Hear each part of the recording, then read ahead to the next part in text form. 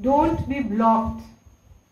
And I think those words are very relevant in today's world, where people are, groups are kind of getting more and more alienated, and each one is blocked to the other person's point of view. So thank you very much. Since we're on the issue of the human rights movement, over the decades, new issues are becoming more and more critical and crucial, and it's necessary to look into them.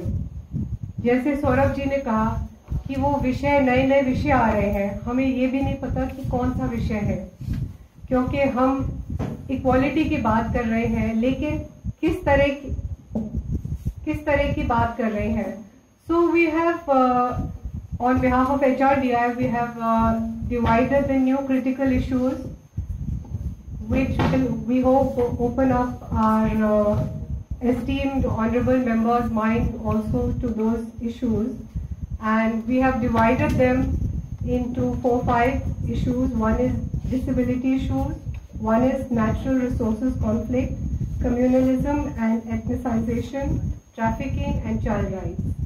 And we would request a participation from the audience.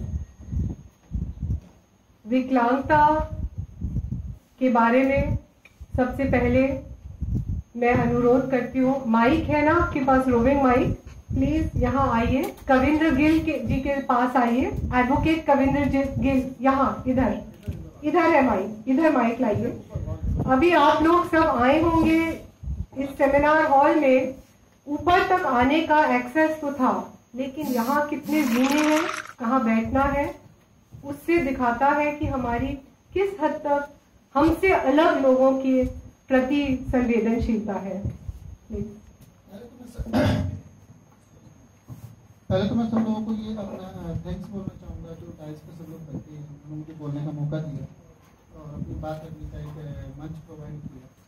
मैं सबसे पहले ये बताना चाहूँगा कि society में हम लोगों को बहुत प्रॉब्लम्स होती है. अभी मैं अपनी हाई कोर्ट में प्रैक्टिस करता हूँ, बट हाई कोर्ट के अंदर भी I have face much more problems. There is no accessibility of courtrooms. और अभी वहाँ पे जब मैंने ये सब प्रॉब्लम फेस करी, इवन कोर्ट के गेट रूम्स में भी, और जब कोर्ट में आप एंटर होते हैं वहाँ पे भी बहुत सारी प्रॉब्लम्स है.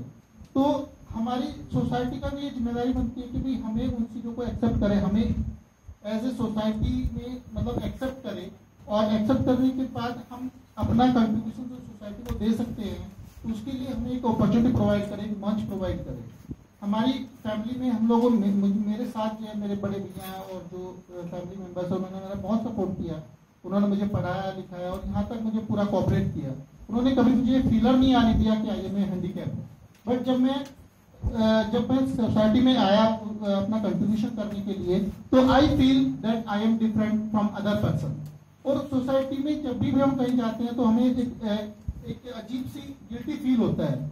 अभी मैं एक आपको एग्जांपल बताना चाहूंगा. मेरा एक कटकड़ुमा कोर्ट में केस लगा, वहाँ पे मुझे कोई एक्सेसिबिलिटी नहीं मिली. मैंने सब लोगों से रिक्वेस्ट करी, वहाँ पे इवन मैंने बार रूम से भी रिक्वेस्ट करी, वहाँ पे मुझे कोई एक्सेसिबिलिटी नहीं मिली, कोई व्हील चेयर अवेलेबल नहीं थी, वहाँ पे कोई रैंप्स नहीं थे. इवन मुझे अपनी मोटराइज व्हीकल आई है, मोटराइज व्हीकल जिससे मैं गाजियाबाद से यहाँ तक आता हूँ, दिल्ली में आता हूँ. मैं डेली 80 किलोमीटर की पर डे में ट्रेवलिंग करता हूँ. मेरे घर से जो कोर्ट रूम्स का जो कोर्ट जो पड़ती है, हाई कोर्ट पड़ती है, वो 42 किलोमीटर है एग्जैक्ट. तो मैं डेली अप डाउन करता हूँ, 80 किलोमीटर में डेली अप डाउन करता हूँ. इतना सफर करने के बाद भी अब सोसाइटी का जिम्मेदारी बनती है कि भाई मुझे एटलीस्ट इतनी एक्सेसिबिलिटी दे कि भाई मैं अपना कंट्रीब्यूशन सोसाइटी को प्रोवाइड कर सकूं, अपने जैसे लोगों को आगे लाके उन्हें प्रमोट कर सकूं और उनके लिए कुछ कर सकूं. बट उसके लिए सोसाइटी को भी ये जिम्मेदारी है, ह्यूमन राइट्स कमीशन की भी ये जिम्मेदारी है कि हमें इस तरह की अपॉर्चुनिटीज प्रोवाइड करें, हमें एक्सेसिबिलिटी दे. इवन मैं यहाँ पे आया, मुझे बड़ा अजीब फील हुआ कि भाई I am different from other person. But why, ऐसा क्यों होता है कि भाई लोगों के मन में ऐसा क्यों नहीं होता, क्यों आता है कि जब वो इस तरह के प्रोग्राम ऑर्गेनाइज किए जाते हैं तो इस तरह की एक्सेसिबिलिटी क्यों नहीं रखी जाती है. तो मेरी ये ग्राइवेंस है कि इस तरह की चीजों को ध्यान में रखें और उन कामों के ऊपर फोकस किया जाए।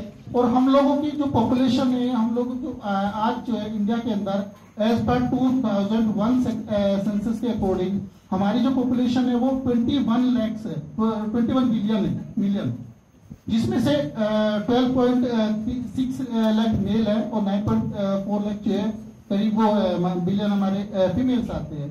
तो आप उन सब लोगों को ध्यान में रख के आप काम करो कि भाई एटलीस्ट हम लोगों को भी एक प्राउड फील हो कि we are the part of this society also and country. अभी मेरे हाईकोर्ट के अंदर मैं एक एग्जांपल बताता हूँ। मेरी फ्रेंड है, उन्होंने बताया कि फॉरेन कंट्रीज में जस्ट लाइक यूएई, आपके यूरोप में क्या होता है कि जब आप ट्रेवल कर रहे होते हो तो वहां पे इतनी एक्सेसिबिलिटी है कि आप वहां पर जाके खड़े हो जाओ, अपनी व्हील चेयर आपके पास अवेलेबल होती है, बस आती है, बस का ड्राइवर खुद गाड़ी रोकेगा, आपको गाड़ी के अंदर बैठाएगा और तब वो गाड़ी आगे बढ़ाएगा। तो ये सब चीजें यहाँ पे क्यों नहीं हो सकती? वी आर मतलब हम लोग जो है एक वर्ल्ड की बिगेस्ट इकोनॉमी में आते हैं, तो हम अपने रिसोर्सेज को उस तरफ भी तो डिवोट करें, एटलीस्ट हमारे लिए भी तो कुछ होना चाहिए। थैंक यू केविंद्र जी, आपने बहुत अच्छा बोला। आपकी हिम्मत पे हम दाद देते हैं और आपने बहुत अच्छा बोला कि ये समाज की एक जिम्मेवारी है। You are not handicapped, you are differently abled and that is what is required. Why we feel that we are handicapped? So what is important is कि society is sensitive to the needs of others, people who are different, whether caste, community or in physical appearance. On behalf of HRDI, with the permission of the chair, I'd like to announce that HRDI will take up issues of accessibility in all courtrooms in Delhi on your behalf. All other courts also. कहीं शुरुआत तो करें ना, नहीं तो वो बहुत बड़ा भाषण हो जाएगा फिर काम में।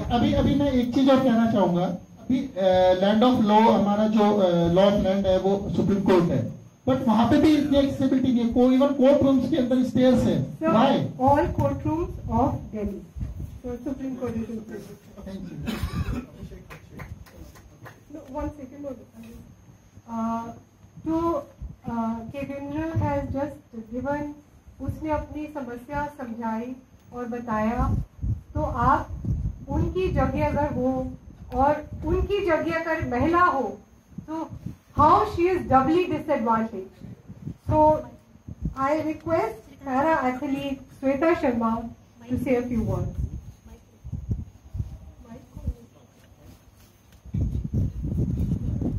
माइक पकड़े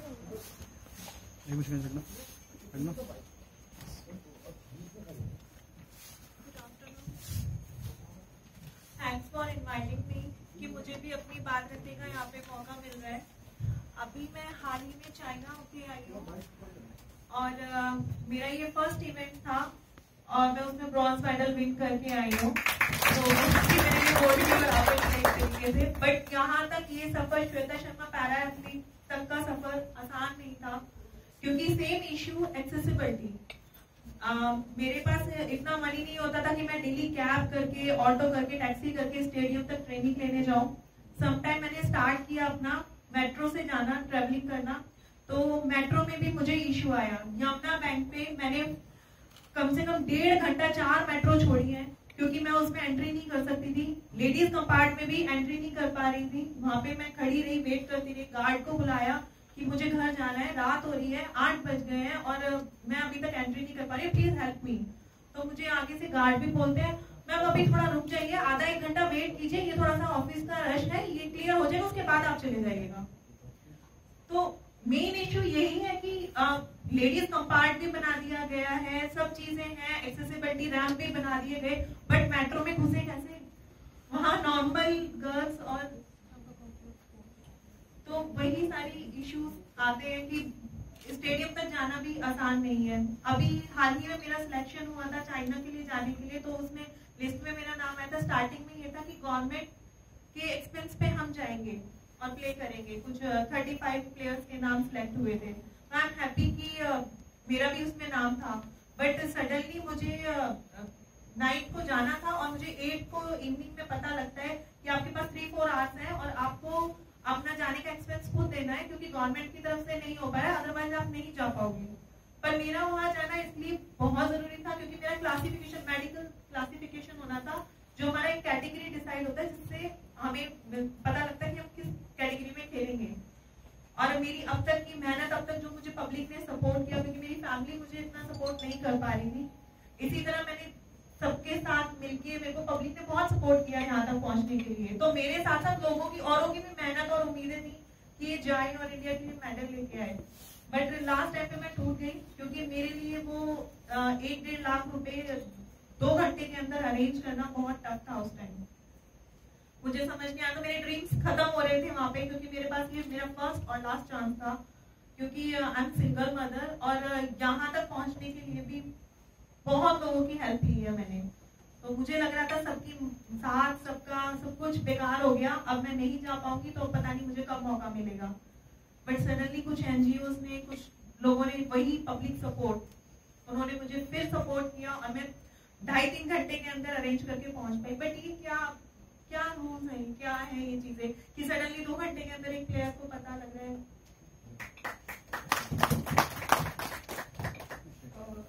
thank you so much Farooq Kumar, आपका बड़ा हृदय को पिघलाने वाला आपका था, स्पेशली डबली डिसएडवांटेज तो मैंने कहा, लेकिन आप एक सिंगल मदर भी हैं। So it's a very sad day that an athlete in her position who is bringing laurels for the country has to struggle on her own for finances, which actually the country is getting all the glory. But लेकिन जैसे इन्हें बात किया कि समाज के I just wish that Jyotika ji will give a flower to her. वो हमारे शेड्यूल में है, वो है अभी करना। I request Jyotika ji, please, if you don't mind, आप नीचे आके give her a floral bouquet, and I request Mr. Anuj Gupta, General Secretary, and Farul Kumar, Vice President of SRPM organization, to come and give a small contribution इनकी हिम्मत बढ़ाने के लिए।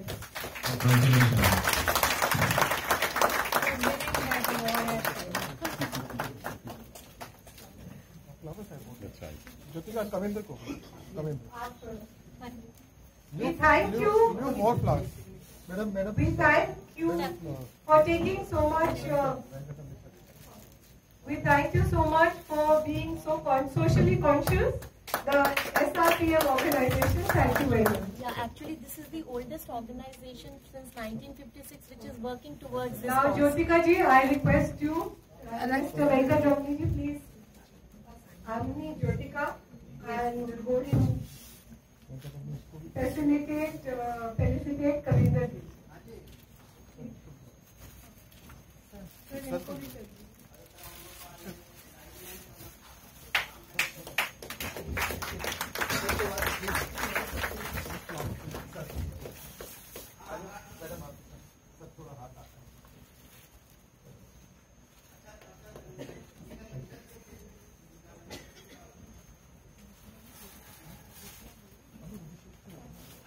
पीछे से हमारी पिक्चर बनाता रहता है। Mr. Venkat Ramani rightly spoke about Vedanta cooperation and the tribal rights, and how due to the depletion of the natural resources of the earth, there's conflicts are arising between